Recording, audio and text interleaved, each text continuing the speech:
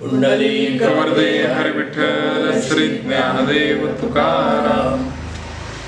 हरिकथा पंडित वाचक जरी झाला पुरता तरी कृष्ण कथा ऐके भावे. की जरी कोणी वाचक पंडित फार मोठा असे तरी त्याने श्रीकृष्णाच कथा भाव ठेवून ऐकावी. क्षीर तुपा साखरे झालिया भेटी तैसी पडे मिठी गोडपणे. क्षीर म्हणजे त्याचे करणे म्हणजे क्षीर म्हणजे दूध, तूप आणि साखर हे एकत्र केल्या जसं गोडी उत्पन्न होते तसं हे आहे. जाणवण्या लाभ घेया पदरी गोड गोडावरी सेवी बापा. हा लाभ जो जाणून घ्यावा आणि हे हे हे गोड असं हे हरिकथा श्रवण करावी. जाणीवेची मुळ उपडवणी खोड जरी तुझा झाड आहे तुझी. जाणीव म्हणजे ज्ञानाचा जो अहंकार आहे तो उपडून टाका. तुला जर तुझी चाळ असेल, देवाची चाळ असेल, इच्छा असेल तर जाणीवेचा अहंकार उपडून टाका.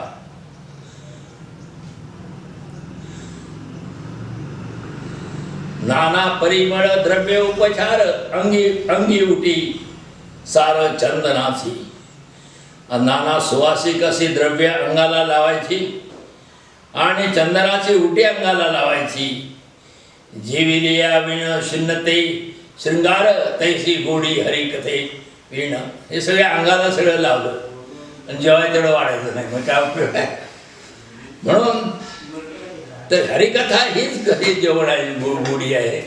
अंगाला नुसतं सही लावून काय उपयोग आहे. चंदन लावून ज्या कारणे वेद श्रुती ही पुराणे तेच विठ्ठल नाणे तिष्ठे कथे.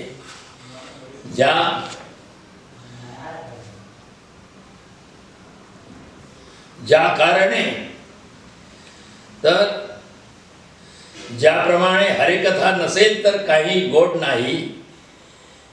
ज्याच्या नावाने वेदश्रुती व पुराणे खोटी ठरतात तेच विठ्ठल रूपी नाणे कथेमध्ये येऊन उभे असते. विठ्ठल उभा असतो. तुका म्हणे या एर दगडाची पेवे खळखळ आगवे मूळ तेथे. तुकाराम महाराज म्हणता इतर सर्व दगडाची पेवे असतात, वरवरची खळखळ तेथे असते, पण या सर्वांचे मूळ तो श्रीहरीच आहे. दगडाचं पेव म्हणजे धान्य ठेवायचं, त्यावेळी दगड ठेवायचे पेवाच काय फायदा काय. ऐकी वचन कमळापती मजरंकाची विनंती. हे कमळापती श्रीहरी देवा, माझी गरिबाची विनंती आहे का. कर जवळी तो कथा काळी आपण असावे जवळी. मी कथा काळ मी कीर्तन करायला लागलोय, तुम्ही माझ्या जवळ येऊन देवा उभा राहा. घेई ऐसी भाक मागेल जरी काळ काही अनेक. आणि मला तू ह्या माझ्या कथेत कीर्तनात येऊन उभा राहा एवढंच मी मागतोय. आणि माझी शपथ तू घे की मी ह्याच्याशिवाय मी दुसरं काही मागणार नाही. भाक म्हणजे शपथ. तुकया बंधू म्हणे देवा शब्द इतुकाच ही राखावा. तुकया बंधू कान्होबा म्हणतात की एवढे माझा शब्द तुम्ही देवा, तुम्ही एवढा माझा शब्द पूर्ण करा. वचन आहे का. अविट एक क्षीर हरिकथा माऊली सेविती सेविली वैष्णवजनी. हरिकथा ही कधी वीट न येणारी दूध रूपी माऊली आहे. क्षीर रूपी माऊली आहे. क्षीर म्हणजे दूध. या हरिकथेच्या थोर ब्रह्मानंदा रूपी रसासमोर अमृत सुद्धा लाजून दूर राहते. अमृत राहिले लाजोनी माघारे एडे रसे थोरे ब्रह्मानंदे. पतित पातकी पावन पंगती चतुर्भुज होती देवा ऐसे. या ब्रह्मरसाच्या सेवनाच्या पंक्तीत जे जेवायला बसतात ते पती पातकी असले तरी पावन होतात. व चतुर्भुत देवाप्रमाणेच ते होतात. सर्व सुखे तया मोहोरती ठाया, जेथे दाठणी या वैष्णवांची. ज्या ठिकाणी या वैष्णवांची दाटी होती तिथे सर्व सुख आलेली असतात. निर्गुण हे सोंग धरिले गुणवंत, धरून या प्रीत गाये नाचे. निर्गुण परमात्म्याने हे सगुण रूप धारण केले आहे आणि देव हा प्रीतीने ह्या कीर्तनात येऊन नाचतोय. तुका म्हणे केली साधने गाळणी, सुलभ कीर्तने होऊन केला. तुकाराम महाराज म्हणतात सर्व साधनांना चाळून त्यातून सार असे हे हरिकथे साधन मी निवडली आहे. ते सर्वात सुलभ साधन झाले आहे. हेने बोधे आम्ही असो सदा सर्व काळ, करोनी निर्मळ हरिकथा. ही हरिकथा करून आम्ही निर्मळ असू आणि आमचा सतत आमच्या अंतःकरणामध्ये त्या श्रीहरीचा बोध राहील. आम्ही भूमीवरी एक दैवाचे, निदान वाचे सापडले. या भूमीवर आम्ही दैववान आहोत आणि आम्हाला हे निदान म्हणजे साठा आणि धनाचा साठा जसा हंडा सापडावा तसं देव सापडलेला आहे. तर तीन कुळे दोन्ही उभयता, गाता ऐकता सुखरूप. या ही खरी हरिकथा ऐकतात त्यांच्या दोन्ही कुळांचा म्हणजे आईकडल्या कुळाचा आणि बापाकडल्या कुळाचा दोन्ही कुळांचा उद्धार होईल. न कळे या मंत्र न म्हणो या ती कुळ, नलगे काळ वेळ आचरावी. हे न चळे हा मंत्र काय पळत म्हणजे चळून चाळवला जात नाही, फुकट जात नाही.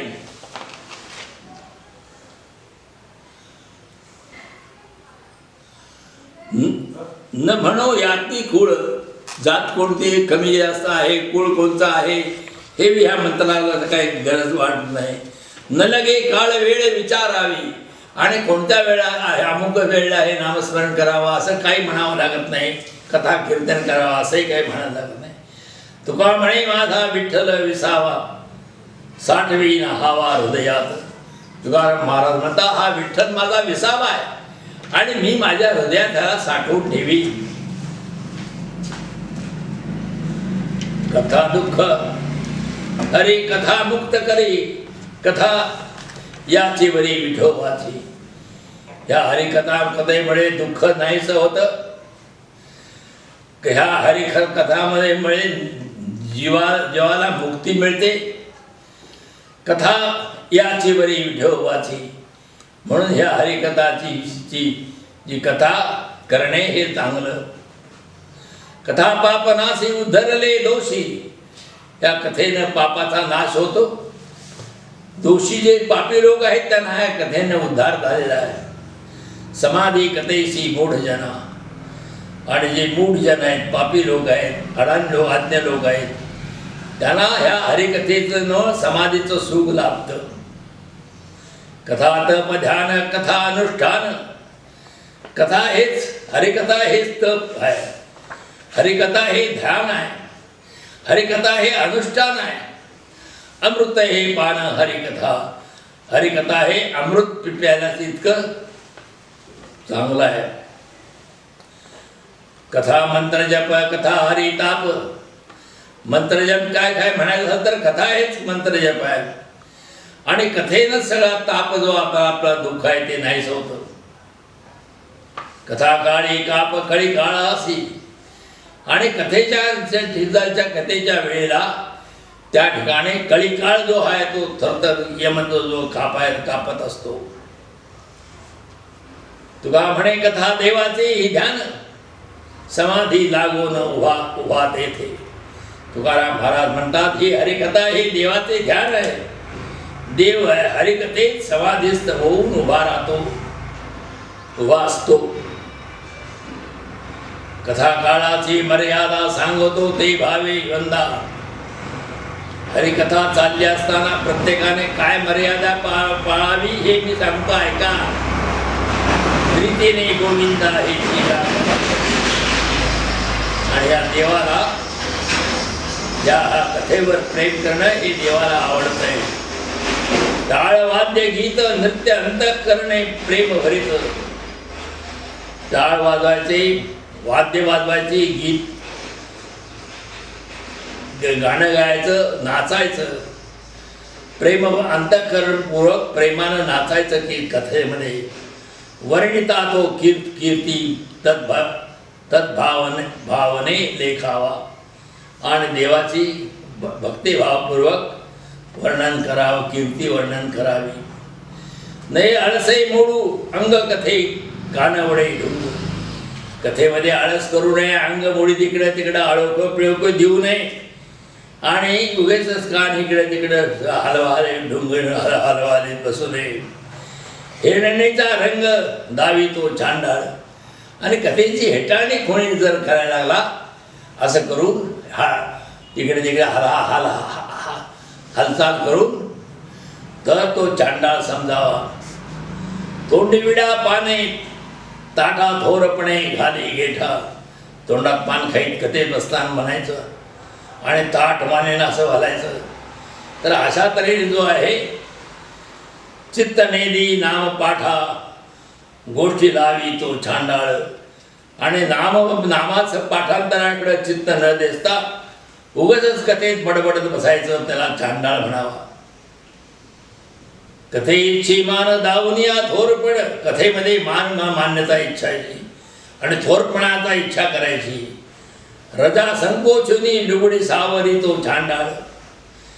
आणि संकोचोनी रजा संकोचोनी रज म्हणजे धूळ. जी धूळ आपली कपडे मळतील म्हणून जो असा सावरून बसतोय चांगला त्याला चांडाळ म्हणावं. कथेत कसंही बसावं, कपडे धुळी माखले तरी हरकत नाही.